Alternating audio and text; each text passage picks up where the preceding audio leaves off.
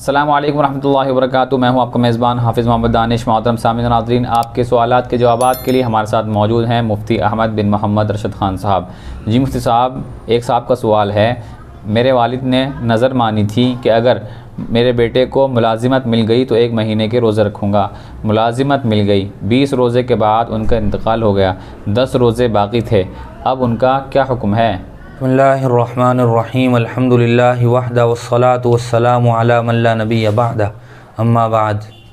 मज़कूरा सवाल का जवाब ये है कि अगर मरने वाले ने अपनी औलाद को ये वसीयत की है और माल भी छोड़ा है तो उसकी औलाद के लिए ज़रूरी होगा कि वो उसके बचे हुए 10 रोज़ों का फ़िदिया अदा कर दे।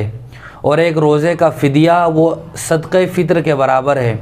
और एक सदक़े फ़ित्र 2.25 किलो गेहूँ या जो कुछ उसकी कीमत बनती हो एक रोज़े के बदले में दे दिया जाए। गोया 10 रोज़ों के बदले में 10 सदक़े फ़ित्र दे दिए जाएं, बशर्ते कि मरने वाले ने वसीयत की हो। लेकिन अगर उसने कोई वसीयत नहीं की है और औलाद को पता है कि 10 रोज़े बाकी थे, तो औलाद अगर अपनी तरफ से उन रोज़ों का फ़िदिया अदा कर दे तो ये बतौर तबर्रु होगा और औलाद के लिए भी खुशकिस्मती की बात होगी।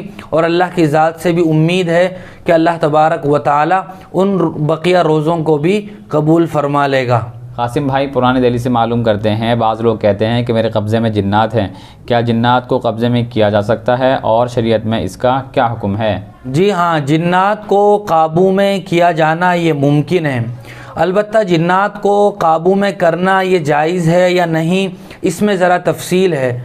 मुफ्ती शफ़ी उस्मानी साहब अलैहिर्रहमा ने अपनी तफसीर मारिफुल कुरान में उसको मुख्तसरन ज़िक्र फरमाया है। फरमाते हैं कि अगर जिन्नात ये अल्लाह तबारक व तआला की तरफ से ताबे हो जाएं, यानी इंसान को क़स्द व इरादा और मेहनत न करनी पड़े, तो ये फिर इंसान की करामत होगी। जैसा कि अल्लाह तबारक व तआला ने जिन्नात को हज़रत सुलेमान अलैहिस्सलातु वस्सलाम के ताबे कर दिया था। और बाज़ सहाबा इकराम के बारे में भी ये साबित है कि उनको भी अल्लाह तबारक व तआला ने बग़ैर किसी मेहनत और इरादे के जिन्नात ताबे कर दिए थे। अलबत्ता अगर आदमी मेहनत के ज़रिए से, इरादे के ज़रिए से जिन्नात को अपने ताबे करता है और जिन्नात को ताबे करने में कलिमात कुफ्र कहना पड़ते हैं या ये कि शिरकी या कुफ्रिया आमाल का इर्तिकाब करना पड़ता है, तो जिन्नात को ताबे करना कुफ्र हो जाएगा। और अगर जिन्नात को ताबे करते हुए कोई कलिमात कुफ्र नहीं कहने पड़ते, ना कुफ्रिया हरकतों का इर्तिकाब करना पड़ता है, लेकिन बाज़ गुनाह हैं जिनका इर्तिकाब करना पड़ता है, तो अब जिन्नात को ताबे करना ये गुनाह होगा।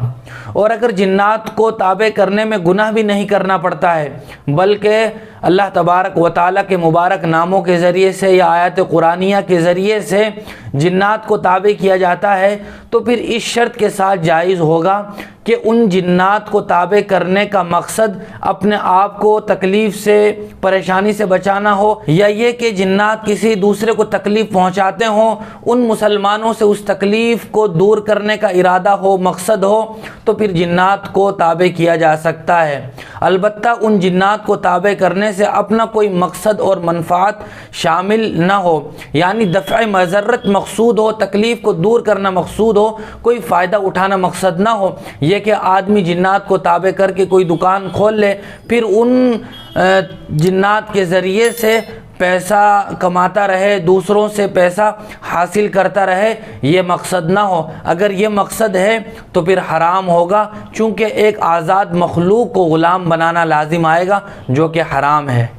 उन्हीं खातून का दूसरा सवाल है, ख़वातीन कहती हैं कि जब बाई आँख फड़कती है तो कोई मुसीबत आती है, इसकी क्या हकीकत है? जी हाँ, बहुत सी ख़वातीन भी ये बात कहती हैं और अवाम में भी ये बात मशहूर है कि अगर बाएं तरफ की पलकें फड़कती हैं तो इसका मतलब ये है कि आइंदा चल के कोई तकलीफ़ आने वाली है। याद रखना चाहिए कि ये अगलातुल अवाम में से है, मन गढ़ंत बात है जो मशहूर हो गई है। शरीयत से और सुन्नत से इस बात का कोई ताल्लुक़ नहीं है। बदशिगुनी लेना और किसी चीज़ से बदफाली लेना ये शरीयत में जायज़ नहीं है, लिहाजा इसकी भी कोई हकीकत नहीं है। बल्कि मुसीबतों का ताल्लुक़ ये इंसान के अपने आमाल से होता है। अल्लाह तबारक व तआला फरमाते हैं वमा असाबकुम मिन मुसीबतिन फबिमा कसबत अयदीकुम, कि तुम्हें जो तकलीफ़ें पहुँचती हैं वो ख़ुद तुम्हारे आमाल का नतीजा हैं। इसी तरह अल्लाह फरमाते हैं ज़हरल फ़साद फ़िल बर्रि वल बहर बिमा कसबत अयदिन नास, कि दुनिया में जो फ़साद फैला हुआ है वो लोगों के करतूतों का नतीजा है। इस तरह फड़कने से कोई मुसीबत का आना मुराद लेना दुरुस्त नहीं है, बल्कि अपने आमाल पर नज़र सानी करने की ज़रूरत है, अपने नफ्स का मुहासबा करने की ज़रूरत है। नासिर भाई का सवाल है, क्या मुक्तदी को फ़र्ज़ नमाज में सना के बाद आउज़ुबिल्लाह बिस्मिल्लाह भी पढ़नी चाहिए या नहीं? मज़कूरा सवाल का जवाब यह है कि जब इमाम साहब क़िरात करने से पहले सना पढ़ते हैं तो उस वक्त मुक्तदी को सना पढ़ना है, लेकिन जब इमाम साहब ने क़िरात शुरू कर दी तो अब सना भी नहीं पढ़ना है। और तावुज़ और तस्मिया आऊज़ु बिल्लाह और बिस्मिल्लाह तो वो आदमी पढ़ता है जो क़िरात करने वाला हो। इमाम साहब के पीछे नमाज़ पढ़ने वाला मुक्तदी चूँकि क़िरात नहीं करता, इसलिए वो आऊज़ु बिल्लाह और बिस्मिल्लाह भी नहीं पढ़ेगा, सिर्फ़ सना पढ़ेगा। मोहम्मद फ़ज़ैल फ़तेहपुर से मालूम करते हैं, बारिश का बर्फ़ जिसको ओला कहते हैं उसको खाना कैसा है, और बाज़ लोग इसको खाने में शिफा भी बताते हैं, इसकी क्या हकीकत है? जी हाँ, आसमान से जो बारिश बरसती है और ओले गिरते हैं वो बिल्कुल पाक होते हैं। अगर आदमी बारिश के पानी को पीना चाहे तो पी सकता है, उस ओले के बर्फ़ को खाना चाहे तो उसको भी खा सकता है। और अल्लाह तबारक व तआला ने कुरान मजीद में बारिश के पानी के मुताल्लिक़ फ़रमाया है कि हमने आसमान से बाबरकत पानी नाजिल फ़रमाया, लिहाजा बारिश के पानी में बरकत भी होती है। और इसी बरकत के तुफ़ैल अगर आदमी को शिफा मिल जाए तो ये भी मुमकिन है, लेकिन बारिश के पानी में शिफा है इस तरह की कोई बात कुरान और हदीस में मौजूद नहीं है कि यकीनी तौर पर यह कहा जा सके कि बारिश के पानी में शिफा होती है। आसिम भाई ज़िला शामली से मालूम करते हैं, एक साहब को एक भैंस मिली थी जिसका कोई मालिक नहीं था, तो अब उस भैंस का क्या करना चाहिए? क्या उसको किसी गरीब को दे सकते हैं या नहीं?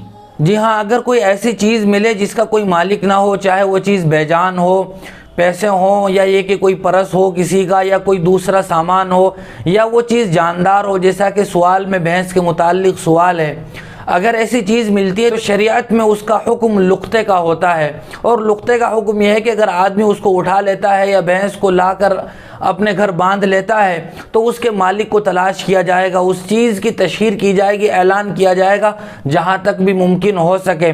अगर उसका मालिक आ जाता है तो उसको वो चीज़ वापस कर दी जाएगी, और अगर मालिक नहीं आता है तो उस चीज़ को किसी मुस्तहिक को सदका कर दिया जाए। और फिर सदका करने के बाद अगर उसका मालिक आता है तो जिस आदमी को वो चीज़ मिली थी, जिसने सदका की थी, उसके लिए ज़रूरी होगा कि वो उस चीज़ को अपने पास से वापस करे, और जो चीज़ सदका कर दी थी उसका सवाब इस आदमी को मिल जाएगा।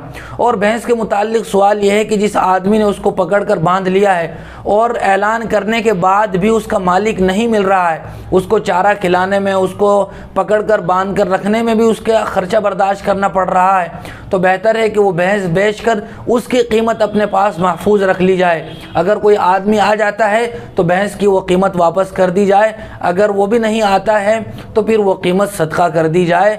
और अगर सदका करने के बाद फिर उसका मालिक मिल जाता है तो इतनी कीमत अपने पास से उसे देना ज़रूरी होगा, और इस सदक़े का सवाब इस आदमी को मिल जाएगा। बहुत शुक्रिया मुफ्ती साहब आपका। इसी तरह की मज़ीद मसाइल की जानकारी के लिए आप हमारे दार अरक़म यूट्यूब चैनल को सब्सक्राइब करें, वीडियो की नोटिफिकेशन के लिए बेल आइकन को दबाएं, वीडियो को लाइक करें, सदक़ा जारी की नीयत से वीडियो को शेयर भी करें, और इसी तरह अपने सवाल हम तक पहुँचाते रहें। जज़ाकल्लाह।